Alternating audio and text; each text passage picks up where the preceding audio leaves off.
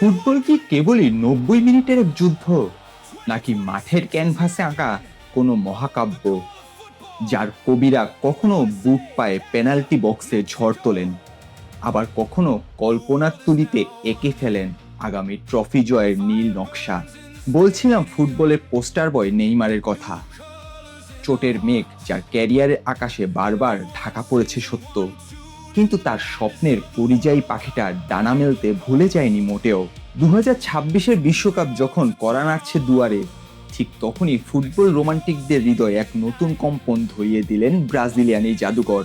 কোনো আনুষ্ঠানিক সংবাদ সম্মেলন নয়, কোনো গদ বাঁধা সাক্ষাৎকারও নয়, প্রখ্যাত সাংবাদিক ব্রুনো ফার্মিগার সঙ্গে সামাজিক যোগাযোগ মাধ্যমের এক আড্ডায় যেন হৃদয়ের ঝাঁপি খুলে বসলেন নেইমার। আর সেখানেই দেখালেন এমন এক স্বপ্ন যা ল্যাটিন আমেরিকার সাম্বা আর ইউরোপের টিকিটাকার এক মহা লড়াইয়ের ইঙ্গিত দেয়।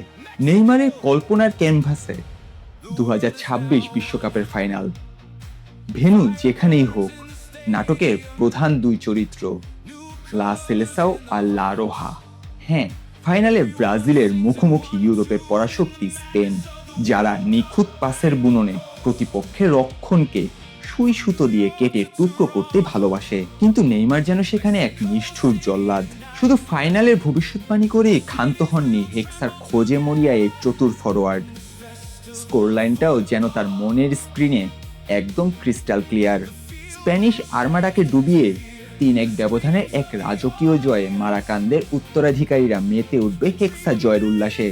নেইমারের এই স্বপ্ন যেন মরুভূমির বুকে এক পশলা বৃষ্টির মতো, যেখানে ব্রাজিলের চোটজর্জরিত বর্তমান ভুলে সমর্থকরা বুক বাঁধছেন এক সোনালী ভবিষ্যতে। টুইট কিংবা চ্যাটের এই আলাপন হয়তো স্রেফ একটা অনুমান, কিন্তু নেইমার যখন বলেন তখন তার স্রেফ শব্দ হিসেবেই থাকে না, হয়ে ওঠে কোটি সেলেসাও ভক্তের বুকের ভেতর জমতে থাকা এক সুপ্ত আগ্নেয়গিরির লাভা।